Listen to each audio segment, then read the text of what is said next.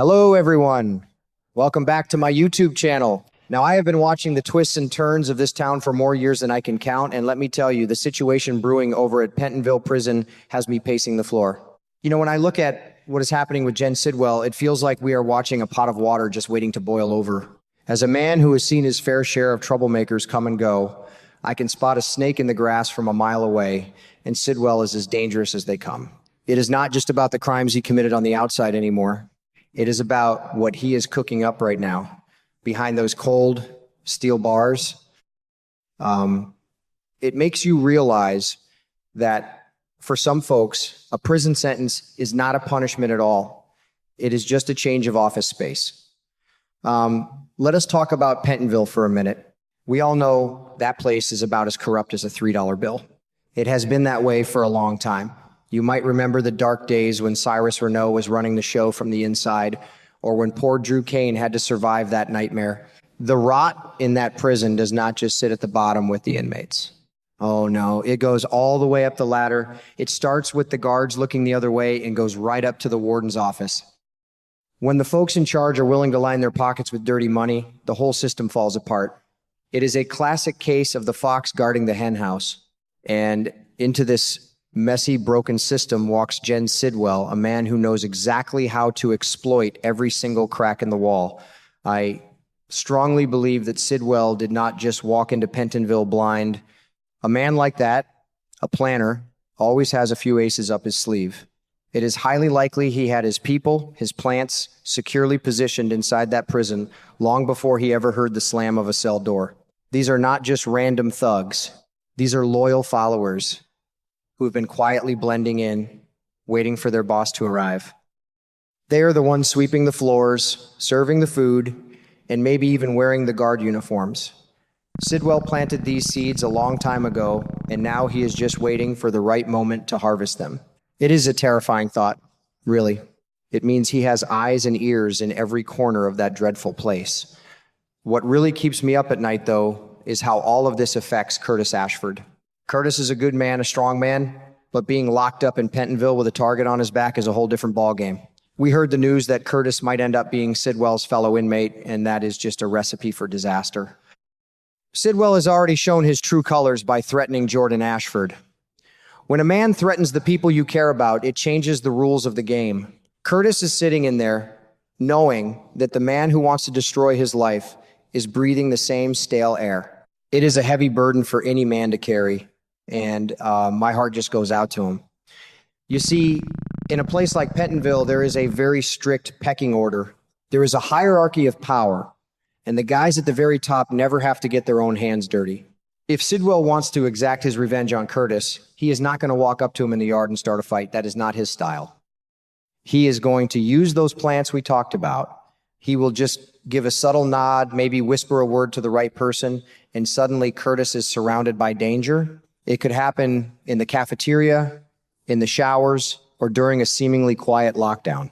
Sidwell will let his underlings do the dirty work, carrying out a brutal attack or even an assassination attempt, all while he sits back with a perfect alibi. It is cowardly, but it is how the big dogs operate in the yard. This brings me to a very chilling realization. Sidwell took a plea deal. Why would a man with his resources, a man who could have fought tooth and nail in court, just agree to be locked up? Curtis took a massive risk by fighting, but Sidwell just laid down his cards. I will tell you why. I think Sidwell wanted to be in Pentonville. I think he knew that his network was already in place and that he would be safer and perhaps more powerful inside those walls than running from the law on the outside. He traded his freedom for a fortress where he could be the undisputed king. But let us not fool ourselves into thinking Sidwell plans to stay in that concrete castle forever. A man with his kind of ambition is always looking at the horizon. I would bet my bottom dollar that a massive, shocking prison break is in the works. Once he ties up his loose ends, and sadly, Curtis Ashford might be one of those loose ends, Sidwell will be looking for the exit. But you cannot just walk out the front door. You need a solid plan. You need a new identity, a safe haven to run to, and a fresh stream of income to keep you afloat. Sidwell is likely using his time inside to orchestrate all of this. He is pulling strings, making deals, and setting up a brand new life for the moment he slips past the guards.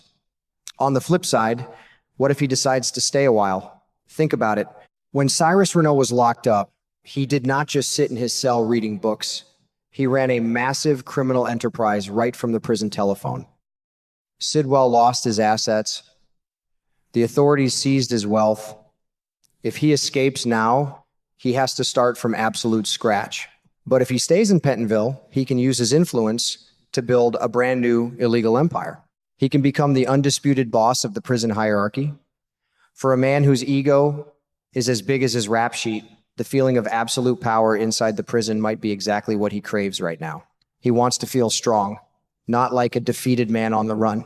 It is a fascinating yet horrifying parallel to draw between Sidwell and Cyrus Renault.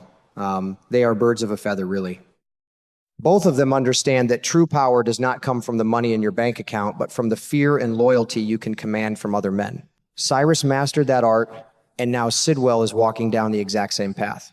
The difference is, Sidwell might just be more ruthless. He does not have the same kind of public image to maintain that Cyrus sometimes pretended to care about. Sidwell is a survivor, and when the going gets tough, survivors do whatever it takes to stay on top. I cannot help but think about the good folks of Port Charles who are caught in the crossfire of all this madness.